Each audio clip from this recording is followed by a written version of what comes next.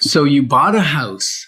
Now what? Stay the course. Moving forward with the Decker team. Moving forward together with the Decker team.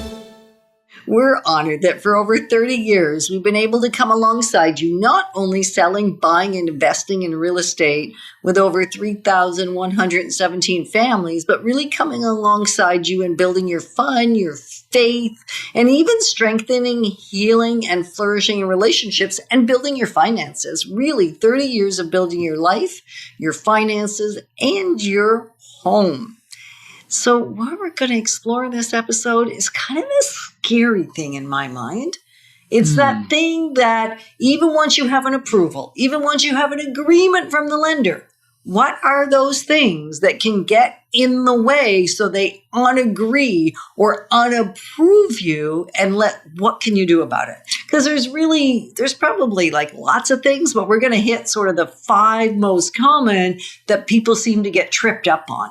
Yeah, so even if you have a guaranteed approval for a specific house on your specific property, and you've gotten your mortgage approval letter, and you've signed off on the fulfillment that you've fulfilled your finance clause, and now you've bought the house firm, and maybe it's closing in 60 or 90 days, the bank or the lender still has conditions in that mortgage that they may choose to withdraw on the mortgage. They can do so right up until the time it closes. Most of them are in your control. Most of them. So number 1, the reason I said stay the course. Don't buy anything. Don't change your credit history. Don't have an outstanding an amount that you didn't have. Don't increase a credit limit. Don't go to no pay a cent event or buy no. Those ones no are great. pay. We had a client once bought all the furniture for their house. It's like it was like $7,000 at the brick, and they put it on the don't pay a cent for a year. So they thought, no problem. It's not going to affect my payments for the closing. Well, guess what? That loan got registered on the mortgage bureau. Also on the credit bureau. Yeah, on the credit bureau, sorry. And also, the other interesting thing is not only is that payment now do you have to qualify for it, but also it was a $7,000 limit, because they give you the limit exactly what you have purchased. So now you're at 100% of your credit limit on that particular loan. And that reduces your credit score for that significantly. Portion. Right. That's and it's a new credit. So another thing stay the course. Like when I said stay the course at the beginning, I'm just saying don't do nothing. Don't buy anything. Don't buy a new car. Oh, please. Unless you have cash for it and the cash was already accounted for and you already had enough down payment. If it changes nothing, maybe it's okay. But really, ideally, don't do nothing. Buy all your stuff after the closing. Not after the approval, after the closing. Because many banks will pull another credit check right before closing. Right. They may even do another appraisal. They may. And what sometimes we've seen people do is even just have an outstanding small limit, like $50 on a credit card, but the approval was based on there being no outstanding credit on any of the cards. No balances. So you actually want to have it paid off before they pull that final credit check. We had a client that it was just a couple $100. No, it was $50. $50. $50. And it delayed, almost caused him to delay the closing. He managed to get into the bank, pay it off. And get the lender to pull another. It's not like he didn't have $50. No, it had nothing to do with anything. And so just stay the course. And then the second one is tell the truth. Like if you've had a judgment for something. I mean, we had a judgment like 30 odd years ago when we had one of our first rentals. And we had a disagreement about what should have been paid or what shouldn't have been paid. Yeah, there was a judgment.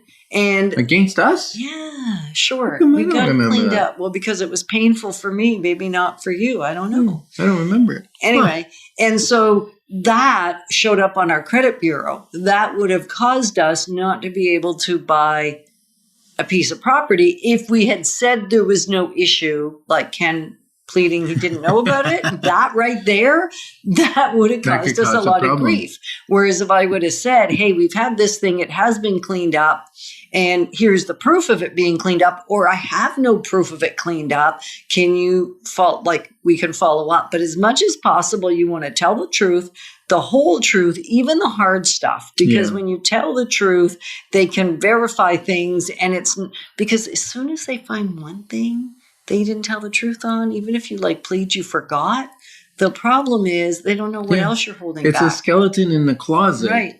And that bothers them. If you disclose it up front, this is an issue, or I've had this, then it comes in the file altogether, but there aren't surprises because surprises cause them to question your character. And your integrity and your ability to pay back and your desire to pay back. It's just a rat's nest. I love the next one. Yeah, it's a rat's nest. I love the next one because sometimes people say, oh, I got an opportunity to get a new job. It even pays more. Now, check with your lender because maybe if it's in the exact same field, they'll go, okay, it's a lateral transfer. You're making more money. It's all good. But you generally go through a 3-month probationary period, and they don't like lending to people in a probationary period. The other thing is if you change careers totally, like maybe you were a nurse and now you're going to be, I don't know, a flag person on construction, totally different career, they're not going to be happy with that one bit. So if you're going to make changes, even though you know it's going to increase your ability to pay, if it doesn't look good to the lender, it could cause them to pull their approval, even when you've been not pre-approved, approved. Yeah. Right? We've even had people say, hey, I'm thinking of retiring.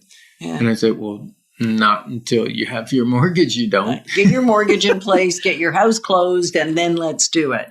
And then the whole proof of down payment. Don't change things with your money.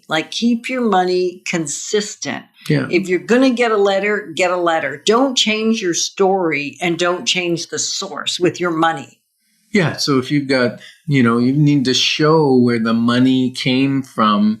You can't just have a lump of money show up in your account the month before you're going to buy a house. They need proof of where it came from. Right. And the one that gets way too many people, I've seen it a lot, and unfortunately it happens more in the lower price range of property. Because in the lower price range of property, there could be more things wrong with the house. So even the description that the realtors put, I've sometimes called a realtor and said, we'd like to put an offer in on the property, but there are amber and or red flags all over your description. Can you please modify your description? Because if you say handyman special, if you say land value only, or as is in the main part of the description, it makes the lender go, ooh, I don't think I want to lend on that property. Mm-hmm. Right? And they can even do a visual inspection if they want to. They generally don't. So you still need it to be okay on the appraisal because they will do that appraisal process. So that still has to be good, but you can be red flagged and lose the ability to be able to get a loan on that property. Yeah. And they may not even notice it at first. And then after they give you the approval, they see it. And now we're in trouble. Yeah. So the bottom line, have a plan B in case the appraisal doesn't come in. And we're honored to be your advocates on this journey of building wealth through real estate and a life exponential.